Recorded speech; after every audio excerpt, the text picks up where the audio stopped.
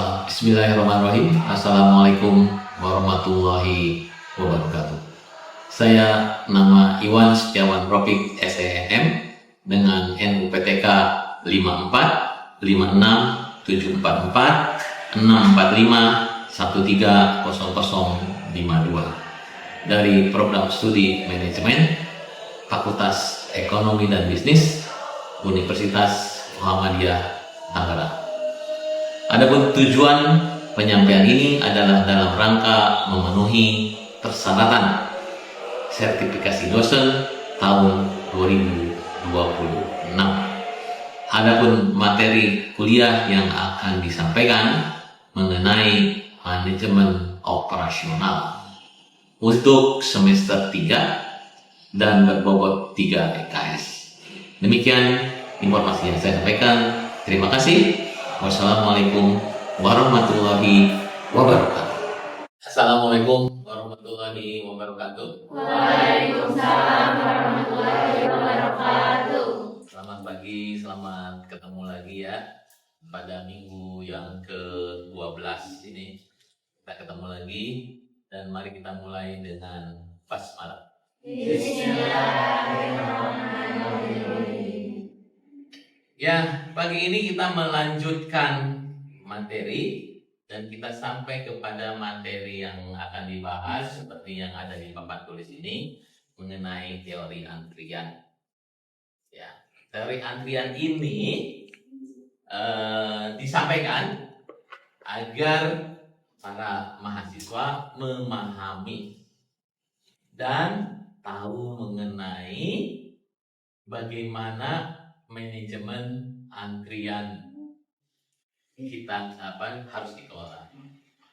Nah, selanjutnya tentu kita maksudnya nanti kalau sudah paham, kita mengharapkan agar mahasiswa dan atau kita semua itu juga bisa menerapkan atau mengerti kenapa sih kok ada antrian, apa yang harus kita analisa, apa yang terjadi dengan antrian.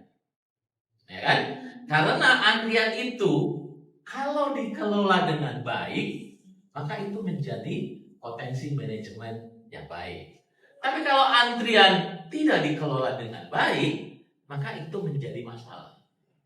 Banyak orang yang nggak jadi masuk ke suatu tempat karena antriannya tidak dikelola dengan baik. Atau misalnya customernya merasa tidak nyaman, sehingga dia nggak datang lagi. Tapi sekarang mungkin Anda sudah banyak ke tempat-tempat tertentu yang tempatnya di-manage antrian dengan benar. Ya, kalau zaman dulu, misalnya ke antrian yang paling tidak enak itu kalau ke rumah sakit. Udah daftar di rumah sakit depan, nanti antri. Nanti daftar lagi ke dokternya, antri. Nanti daftar lagi ke apotek, antri lagi. Wah, itu double. Gitu. Tapi mungkin Anda juga ada fenomena baru sekarang. Kalau di mall-mall, di restoran, kok ada orang antri di depan restoran. Nah, itu antrian. Jadi kita sekarang mari kita bahas mengenai antrian ya. Oke. Teori antrian ini adalah studi matematik. Jadi sebenarnya antrian itu bisa kita hitung. Ya, dari kejadian atau garis tunggu yang memerlukan pelayanan. Nah, jadi karena antrian itu matematik, sebenarnya antrian bisa kita prediksi, antrian kita hitung, kita kelola, kita manage. Ya, bukan sesuatu antrian itu yang aneh, sesuatu yang membingungkan, enggak. Antrian kita bisa kelola dengan baik. Garis tunggu timbul disebabkan oleh kebutuhan akan layanan melebihi kemampuan atau kapasitas. Problemnya adalah kenapa terjadi antrian? Karena orang yang kedatangan lebih banyak dari kapasitas, dari pelayanannya. Misalnya tadi kenapa antri di rumah sakit? Karena rumah sakit memerlukan data pasiennya itu 10 menit, sementara orang datang tiap 2 menit, maka ya pasti antri. Di mana waktu kedatangan lebih cepat dari waktu pelayanan. Nah, contoh dalam kehidupan sehari-hari antrian itu adalah deretan mobil di traffic light. Misalnya, ya itu adalah antrian. Bagaimana kita mengantri menunggu lampu hijau? Ya, zaman sekarang itu mungkin sudah Pemda atau Dishub itu udah mengelola antrian sedemikian rupa sehingga antara dari kanan dan kiri itu waktunya diatur. Mana yang lebih lama dan sebagainya. Antrian dan permintaan telepon switchboard. Oh, ini adalah metode antrian ini dulu ditemukan pada saat switchboard ini. Zaman dulu telepon seluler belum ada digital. Semua orang telepon itu ke sentral namanya. Nah, ini di Swedianya, di pertama ini ditemukan di Eropanya bahwa ini switchboard. Orang harus telepon dulu ke sentral. Sentral, saya mau bicara dengan nomor telepon sekian dong. Maka dia switchnya dipindahin, disambungin. Nah, itu dia antrian dulu. Dan awalnya itu dulu. Terus antrian di bioskop, kereta api, kasir bank, dermaga pelabuhan, jalan tol. Jalan tol. Sekarang di Indonesia jalan tol udah pakai kartu semuanya. Dulu lebih parah kalau orang harus pakai cash. Maka antri lagi. Antri orang bayar mau menunggu kembalian. Sekarang salah satu pengaturan di antrian mobil di pompa bensin. Apalagi kalau kita naik motor, sekarang kan orang turun ya dari Pertamax balik lagi ke Pertalite. Antrian di Pertalite, bayangin tuh naik motornya. Ada pom bensin yang khususkan motor, ada yang campur motor dan sebagainya. Ini pengaturan metode antrian. Ya. Lalu pompa bensin pesanan pada gudang. Nah, ini secara teori. Nah, tapi itu hanya di luar. Yang di dalam produksi itu antrian di mana-mana. Work in process namanya. Ya. Nah, itu adalah salah satu contoh antrian dalam kehidupan kita sehari-hari. Konsep dasar antrian adalah meminimumkan biaya. Ya. Total biaya. Karena antri itu adalah cost. Jadi jangan bangga kalau banyak antrian. Biaya. Jadi antrian itu adalah menimbulkan biaya. Orang apa biaya apa? Biaya menunggu. Ya, bayangin orang habis waktunya untuk menunggu. Atau possibility kita mendapat keuntungan jadi kecil karena terhambat oleh antrian. Ya, biaya langsung menyediakan fasilitas, biaya tidak langsung yang timbul karena nasabah harus menunggu dan lain sebagainya. Itu adalah biaya-biaya yang menimbulkannya.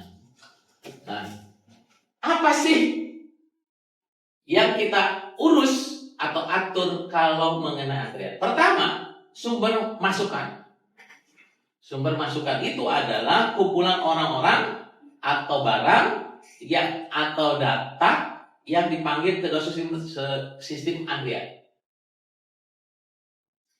Ya, jadi orang yang masuk ke sistem antrian di rumah sakit, apakah semua orang antri? Enggak. Pegawainya enggak antri, mungkin tukang nganter galon enggak antri, atau dokter masuk enggak antri. Yang antri adalah bagaimana dia daftar atau menunggu dipanggil dokternya. Itu masuk sistem antrian namanya. Kalau dia masih baru datang ke rumah sakit, tidak semua orang ikut antrian. Ya. Nah, nextnya adalah proses masuk.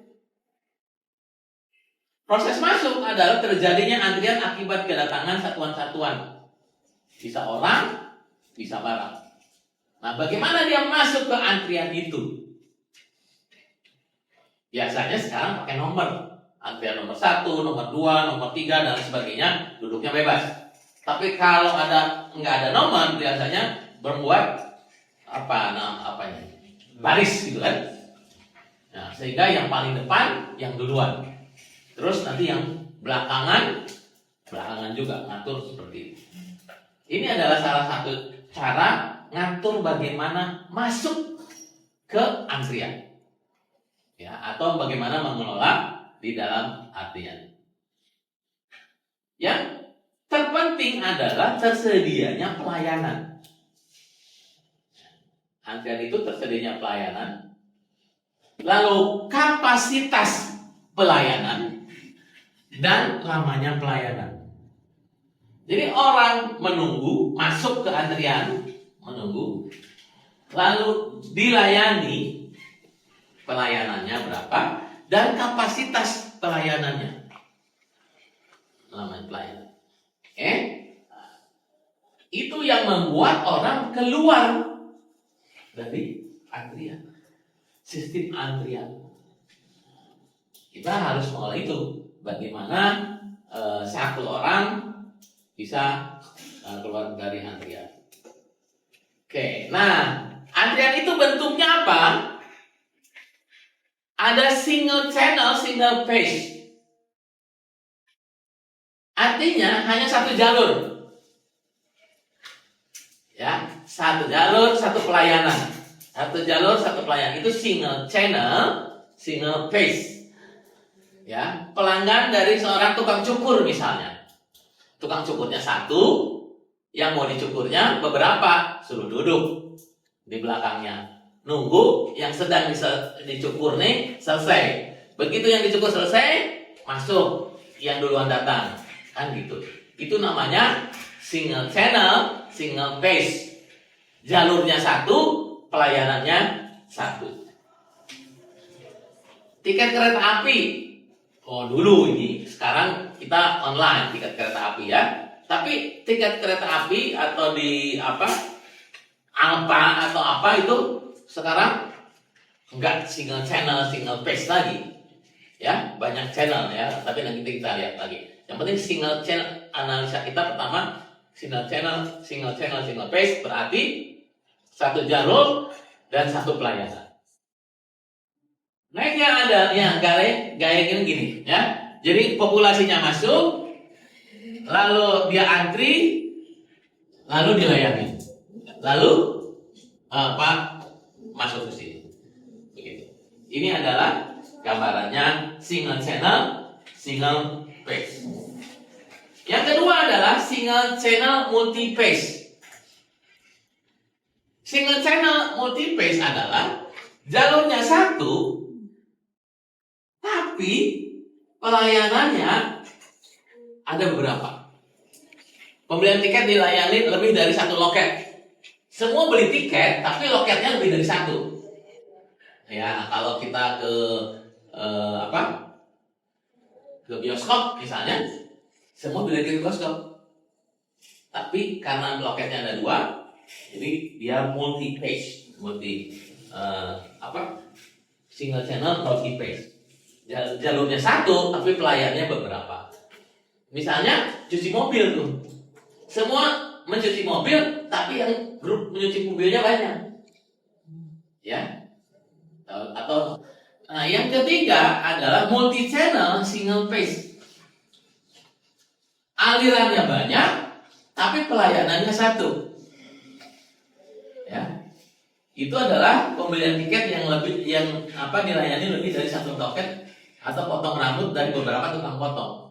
Multi channel single phase. Semua masuk ke tukang cukur, tapi tukang cukurnya lebih dari satu, sehingga pelayanannya lebih cepat. Oke, ada tukang cukur 1, 2, 3. Kalau tadi satu tukang cukurnya satu, sehingga antriannya panjang. Kalau cukurnya 2, berarti nomor 1 masuk, nomor 2 masuk, nomor 3 nunggu. Nomor 3 masuk, nomor 4 masuk, nomor 5 nunggu. Kan gitu. Nah, itu adalah multi channel single phase. Nah, ini kayak gini. Oke. Ya. Posisi ini, seperti ini. Nah, gitu kita sudah PowerPoint-nya kita selesaikan. Berarti kita sekarang tanya jawab. Oke. Siapa yang kira-kira masih belum jelas atau ada pertanyaan? Monggo, silakan. Siapa itu? Boleh Pak? Ya. Saya mau tanya Pak. Ya. Perkenalkan, nama saya Zaki dengan NIM belakangnya 020. Tadi yang Bapak jelaskan tentang teori antrian, saya ada satu pertanyaan Pak, yaitu tentang dampak. Karena antrian ini menurut saya ada dampak positif dan juga negatifnya. Nah, jika bagi pelanggan antrian itu dampaknya sangat buruk, nah lalu bagaimana di perusahaan restoran jika adanya antrian itu terlalu lama, apakah itu bisa untuk menurunkan omset, dan itu kan pasti merugikan dari perusahaannya itu sendiri Pak, gitu Pak, untuk manage antrian itu dalam perusahaan. Oke, aku ngerti maksudnya. Gini, antrian itu adalah potensi biaya, yes. Semua antrian menimbulkan biaya, tapi bisa juga dijadikan alat untuk mendatangkan keuntungan.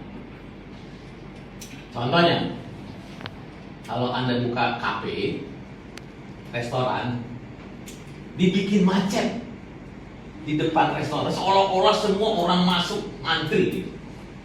Sehingga ini menimbulkan efek promosi.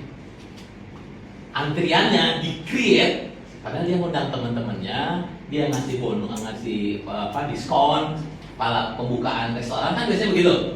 Itu antrian yang di-create atau dibuat sedemikian rupa supaya orang tertarik. Oh iya, restoran ini penuh nih, banyak nih, mungkin makanannya enak. Padahal itu adalah dalam masa promosi. Orang kalau masa itu, kalau diskon, ngantri juga nggak apa-apa, rela gitu ya. Kalau makanannya enak dan lain sebagainya, Contoh, sekarang kalau kalian ke Malaysia mau kopi kenangan, di Kuala Lumpur itu perlu setengah jam untuk mendapatkan kopi kenangan. Kenapa? Karena mereka banyak, antriannya banyak, dan tidak disini. Seperti saya sampaikan tadi, antrian tidak bisa dihindari, pasti ada. Kalau pelayanan kita lebih lama daripada kedatangan. Bukankah kalau semakin banyak kedatangan semakin bagus? Oh enggak Pak, lama tambah aja pelayanan, tambah lagi datang, tambah apa terus nambah, kan nggak bisa. Ada batas, kita untuk melayani itu. Maka itu menimbulkan.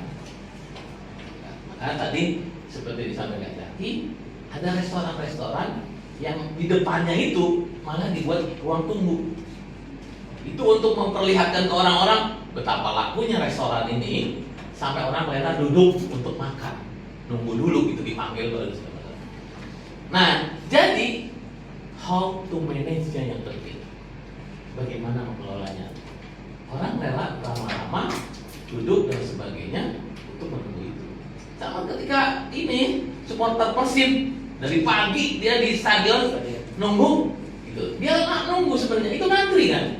Tapi karena dia senang, dia happy dengan dia nggak ada yang protes. Dan nah sekarang yang penting adalah bagaimana kita memaksimalkan pelayanan dan bagaimana memanage orang yang ngantri itu. Maka di ruangan-ruangan tunggu itu harusnya menjadi nyaman. Misalnya di ruang tunggu di poliklinik, kalau di puskesmas ya panas lah, susah gitu, sehingga orang nggak nyaman. Udah datang sakit, nunggu panas pula. Tapi di restoran beda lagi, di ruang tunggunya dibikin nyaman orang dan lain sebagainya.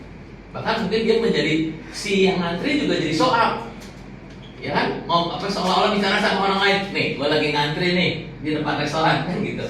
Itu menjadi nilai tambah juga. Kira-kira gitu ya. Oke. Nah, akhirnya kita sampai kepada ujung ya. Waktu kita sudah hampir selesai. Kita sampai pada kesimpulan dari apa materi ini. Nah, betapa pentingnya kita memanage antrian. Satu. Kedua, antrian tidak bisa dihindari, tapi harus dikelola dengan baik.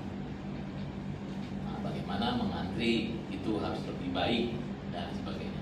Membuat orang antri tidak bosan, membuat antri tidak. Yang ketiga, antrian itu bisa di-create menjadi sesuatu yang menguntungkan. Kayak tadi, promosi. Gua kalau saking antrinya orang bilang enak benar kayaknya. Apa yang membuat mereka antri? Menunjukkan pertanyaan-pertanyaan gitu. Ya, jadi kita sekarang sudah tahu betapa pentingnya mengelola antrian. Nggak gampang tuh, tapi kita harus belajar dan memahami. Ya, oke itu. Lalu sebelum kita tutup, saya cek dulu kita absen kita pada pagi hari ini. Siapa-siapa yang sudah yang hadir? Ya. Hani Trinita ya. Ya. Oke, Hani apa kabar? Zaki Hadir. Oh ya, tadi yang mana ya. Lalu Ulan Savitri ada ya. Mutiara Mutiara yang indah. Zahwa Zahwa Zahna Naila Septia Septia ya. Temani sama Pak I sendiri nih, yang lain Naswa Bunga Keisha Kerilia Jasmine oke. Sabila Viola Aprilia Meza Alfiza Yuda Juanda oke.